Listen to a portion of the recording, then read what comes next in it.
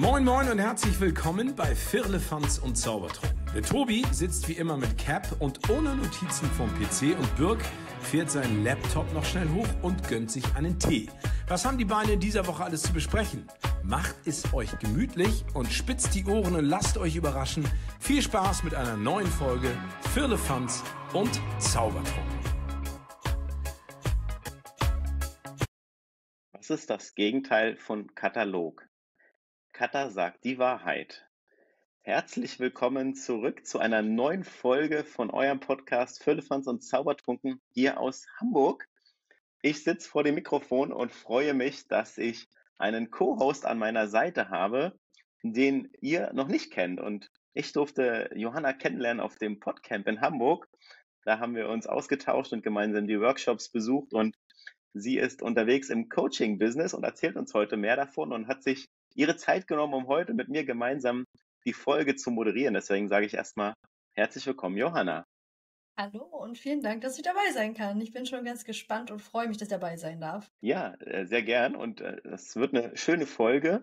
Grüße gehen raus an Tobi, der heute verhindert ist an dieser Stelle. Und ja, wir plaudern so ein bisschen, gucken mal, was die Woche so los war, was du so machst. Und ich würde einfach die Einstiegsfrage dir direkt mal stellen wollen. Wie war die Woche, beziehungsweise was war so los bei dir, Johanna? Ja, erstmal ganz spannend. Ich hätte mir vielleicht eine Cappy aufsetzen sollen. Wäre vielleicht am Anfang noch cooler, wäre ich mir der Tobi-Style gewesen. Nächstes Mal. Ja, bei mir. Ich bin ja selbstständig, das heißt, meine Woche ist immer sehr voll mit Terminen und immer sehr, sehr viel los. Und ja, bei mir sind neue Kurse gestartet. Das heißt, bei mir ist immer, ich glaube, es ist immer anders als Menschen, die in den normalen 9-to-5-Job gehen. Bei mir ist die Woche immer ziemlich spontan, flexibel, voll. Das heißt, ja, ich habe meine neuen Kurse vorbereitet und habe tatsächlich spontan, wurde ich in den Familienurlaub eingeladen. Das heißt, ich fahre jetzt nächste Woche spontan nach Dänemark. Das war noch ein gutes Goodie diese Woche, wo ich sagen kann, okay, nächste Woche mal 2 Tage entspannen, bevor es dann wieder losgeht mit den neuen Kursen. Also so sehen meine Wochen momentan aus. Was sind das für Kurse? Nimm uns doch mal mit in deine Kursplanung und worum geht es dann inhaltlich? Genau, also ich habe ein eigenes Coaching-Konzept entwickelt, das heißt ECGL, also energetisches Coaching mit der göttlichen Liebe. Also hört sich sehr spirituell und abgehoben an, ist es aber eigentlich gar nicht. Im Endeffekt geht es darum, Menschen wieder in die Liebe zurückzuholen, die bedingungslose Liebe oder dass sie überhaupt Liebe zulassen können. Und wenn wir in dieser Energie sind, geht es uns richtig gut und wir können wirklich auch ganz viele wunderschöne Sachen damit erleben. Und es geht dann damit, über diese Liebe, über diese Energie, geht es dann darum, innere Arbeit, also innerlich aufzuräumen, Blockaden aus dem Weg zu räumen, dass man wieder mehr in dieser positiven Energie leben kann. Geht auch ganz viel ums Thema Intuition, auf seine innere Stimme hören, also das, was ja gerade auch immer mehr so auch im Kommen ist, dass Menschen sagen, es passiert so viel im Außen, ich möchte wieder mehr ins Innen schauen. Und in meinen Kursen geht es halt ganz viel darum, sozusagen die Antworten wieder im Innen zu finden, sich wieder mehr selbst zu vertrauen und das alles in Verbindung mit dieser positiven Energie der Liebe. Genau, ganz grob erklärt. Cool, danke für den Einblick. Und wenn du so sagst, Blockaden, was sind denn so die häufigsten Blockaden bei den Menschen, die du bisher so kennengelernt hast? Also es geht ganz viel um Ängste und Zweifel und Dinge, die wir erlebt haben, die uns daran hindern, wirklich unser volles Potenzial zu leben und in uns drin sozusagen auch diese Liebe zuzulassen. Das heißt, wenn wir sehr viel negative Dinge in unserem Leben erlebt haben, vielleicht auch im Bereich wirklich bedingungslose Liebe, dass wir gar nicht wissen, was das überhaupt ist. Das heißt, dass wir halt eben diese Liebe nicht zulassen. In dem Moment sind wir auch leer und können gar nicht so richtig diese Lebensfreude und voller Power leben. Und genau, das heißt, Ängste und Zweifel sind so die beiden, denke ich, die beiden größten. Und das Thema Ablehnung. Das heißt, wenn wir immer wieder das Thema haben, dass wir das Gefühl haben, abgelehnt zu sein und uns auch selbst nicht annehmen können und im Außen sozusagen auch nichts annehmen können, ist auch etwas, was uns immer wieder auf unserem Weg blockiert. Ganz grob. Okay, cool. Cool, Genau. danke dafür auf jeden Fall, ja. Und dann ist es ja auch so, dass du auch regelmäßig vor dem Mikrofon sitzt und selbst auch einen Podcast hostest und aufnimmst. Genau, die mache ich mit dem lieben Simon. Deswegen haben wir uns ja an dem Wochenende kennengelernt. Oder an dem Wochenende, das war ja am Freitag, glaube ich, oder Donnerstag. Freitag war das. Ja, genau. Und Hm. mit dem Simon mache ich das. Wir gehen auch regelmäßig auf Jakobswege und Simon war mit mir auf dem letzten Jakobsweg zusammen und der hat Psychologie studiert. Und mit Simon zusammen mache ich den den Podcast Intuition erleben, heißt der. Gibt's auch bei Spotify, Apple und YouTube. Und da gehen wir ganz viel auf diese Themen der Persönlichkeitsentwicklung ein. Wie kann ich meine Intuition besser spüren, auf mein Bauchgefühl besser hören? Genau, das ist dann unser Podcast, den wir haben. Genau, wo wir ein bisschen in die Tiefe gehen. Ja, ich habe mal reingehört, das ist auf jeden Fall sehr hörenswert. Empfehlung von meiner Seite. Und du hast es gerade so nebenbei erwähnt. Und es ist ja schon ich habe es mitbekommen und es ist schon ein großes Thema, Jakobsweg. Also da würde ich gerne noch mal ein bisschen mit dir reingehen, beziehungsweise noch mal so ein paar Hintergrundinformationen erfahren, weil ich bisher sehr wenig darüber weiß und ich weiß nicht, wie es bei der Community aussieht. So, also wie kommt es dazu? Wie kann man sich das vorstellen? Nimm uns doch mal ein bisschen mit, bitte. Ja, mein absolutes Lieblingsthema, Jakobsweg. Das ist auch das, wo meine Reise so richtig angefangen hat, 2022, dass ich überhaupt jetzt Coach geworden bin. Ich war vorher, habe ich auch eigene Unternehmen schon aufgebaut gehabt, war im unternehmerischen Bereich unterwegs, Network Marketing, eigene Schule für Pferde, Osteopathie. War eigentlich auf einem ganz anderen Weg. Natürlich ist Persönlichkeitsentwicklung immer ein Teil davon, so ein bisschen. Aber es war schon mehr so in diesem Business-Style unterwegs oder halt diesem gesundheitlich, ja, osteopathischen Bereich unterwegs. Und bei mir war das so, ich hatte früher noch gar nicht so viel von Jakobsweg gehört, aber heutzutage ist es ja voll der Hype mittlerweile. Also total viele Menschen gehen ja auch auf die Jakobswege, um sich selbst zu finden, um irgendwie nach Antworten zu suchen oder halt eben auch, wenn viele Leute auch im Burnout gehen auf die Jakobswege, einfach um Ruhe zu haben, sich selbst zu reflektieren und ja, ich kannte das vorher nicht, aber habe halt meinen Cousin getroffen und der hat mir damals einen Pastor empfohlen, hat gesagt, mit dem musst du dich mal unterhalten. Ich glaube, dass der ein paar Antworten für deine Fragen hat, die du noch hast in deinem Leben. Und den habe ich angerufen, habe mit dem ein paar Sessions gemacht. Das ist auch sozusagen ein Teil von meinen Grundlagen, die ich in meinen Kursen vermittle. Das geht halt ganz viel um dieses Thema bedingungslose Liebe. Und ich habe gemerkt, dass ich alles, was ich Jahre davor gemacht habe, auch schon im Thema Persönlichkeitsentwicklung, plötzlich ein ganz krassen neues Level und Boost bekommen hat mit diesem Pastor. Also es ging viel schneller, es war viel intensiver und ich hatte irgendwie das Gefühl, ich muss auf eine Reise gehen. Und ich habe das dem Pastor einfach gesagt und er meinte dann zu mir, ja, ich bin gerade auf dem Jakobsweg, komm doch vorbei. Ich so, ja, kein Problem, 1600 Kilometer Südfrankreich, ich bin dabei. Und er so, ja, ich bin mit dem Fahrrad da. Ich so, ja, auch kein Problem, ich habe nicht mal ein Fahrrad, ne? Ich so, ja, okay. Innerhalb von 5 Tagen hatte ich ein Fahrrad, das ganze Equipment von meinen Eltern zugeschickt bekommen, hab das in mein Auto hinten reingeschmissen und bin 3 Tage 1600 Kilometer nach Südfrankreich gefahren zu einer wildfremden Person. Wow. Und so ist meine Reise eigentlich losgegangen. Und hab den da getroffen und so war natürlich ein Kumpel also beste Freund von meinem Cousin. Das heißt, er ist jetzt nicht super fremd von der Familie sozusagen, aber trotzdem war es halt echt krass, so diesen Impuls zu folgen, ich muss da unbedingt hin. Und habe dann wirklich 2,5 Wochen da eine ganz intensive Zeit gehabt. Und was ich so cool finde auf den Jakobswegen, warum ich auch selbst zum Beispiel Jakobsweg-Coachings anbiete, also für ein paar Leute immer im Jahr, ist einfach, du hast halt wirklich bist komplett raus aus dem Alltag, gehst wandern, aber hast halt eben immer so Stationen, wo du übernachten kannst, wo du auch Leute triffst, die halt auch so auf der Suche sind, wo es halt auch zu günstigen Preisen diese Übernachtungsmöglichkeiten gibt, und wo einfach so ein ganz spannender Spirit eigentlich ist auf den Jakobswegen. Die krassesten Geschichten sind mir passiert auf den Jakobswegen. Also erstmal mein eigener Weg hat sich da nochmal komplett verändert, weil ich da einfach ganz viel Zeit hatte, auf meine innere Stimme zu hören. Und wir im Alltag verlieren unsere innere Stimme immer wieder und haben ja gar keine Zeit mehr, uns zu reflektieren oder reinzuschauen. Und auf diesem Jakobsweg hat man wirklich so ganz intensiv Zeit, mal nach innen zu schauen und sich mit sich selbst zu beschäftigen. Und das war halt so cool, weil ich mit dem Pastor da war, hatte ich halt auch immer diese Außenreflexion mit von meinen Themen und so. Und das hat halt einfach nochmal ganz, ganz viel mehr Sinn ergeben. Und ich hatte halt wirklich auch Zeit, meiner Intuition zu folgen, bin auch mal von den Wegen runtergegangen. Da sind dann die krassesten, coolsten Sachen passiert, so wie irgendwo oft zum Essen eingeladen worden oder so. Einfach irgendwo eine Übernachtungsmöglichkeit gefunden, obwohl es gar keine Übernachtungsmöglichkeiten mehr gab. Also es sind immer so krasse Aha-Momente. Dieser Jakobsweg sorgt einfach irgendwie immer für einen, wenn man auf seine innere Stimme hört. Und ich war letztes Jahr nochmal auf dem Jakobsweg. Ich gehe jetzt eigentlich jedes Jahr mindestens 1-2 Mal, dann aber zu Fuß.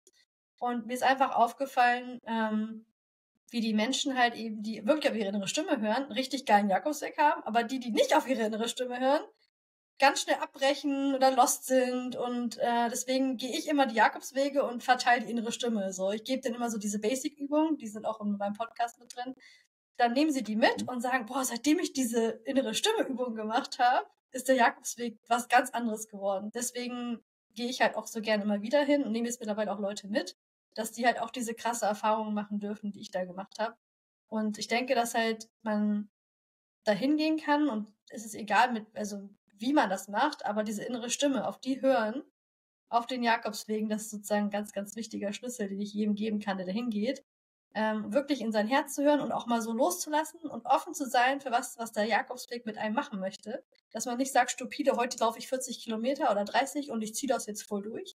Sondern dass man wirklich mal so anfängt, so zu genießen, reinzuspüren, mal mit Leuten zu schnacken, die auf dem Weg so einem begegnen. Und dadurch entwickelt sich eigentlich erst so, ich sage immer, die Magic vom Jakobsweg.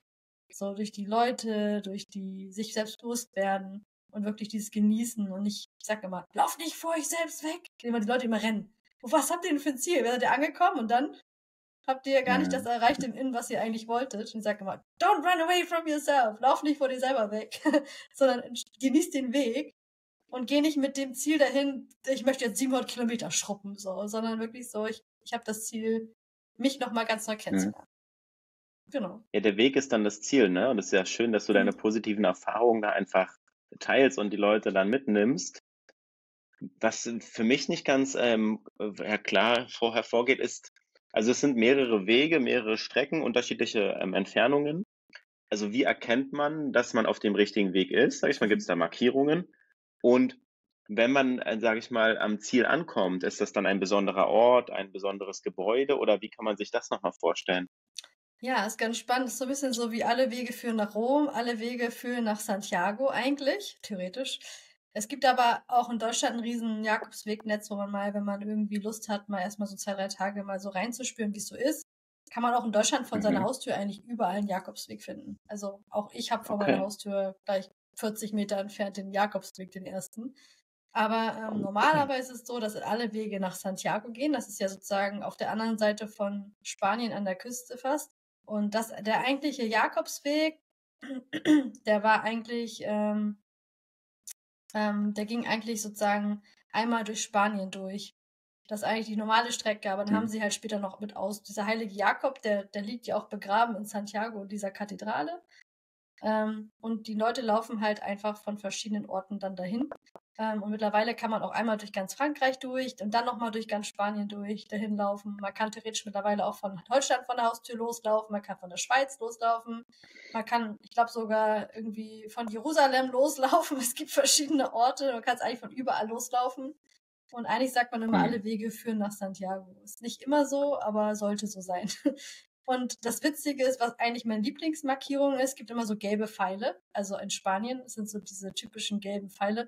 Da gibt es auch so viel Merch, die man kaufen kann, wo immer diese gelben Pfeile von dem Jakobsweg drauf sind. Oder diese Muschel. Es gibt auch so eine kleine Muschel, so eine Jakobsmuschel. Weil die Leute, die dann halt diesen Weg gelaufen sind, auf der anderen Seite von Spanien, da ist ja das Meer. Und da gibt's diese Jakobsmuscheln, diese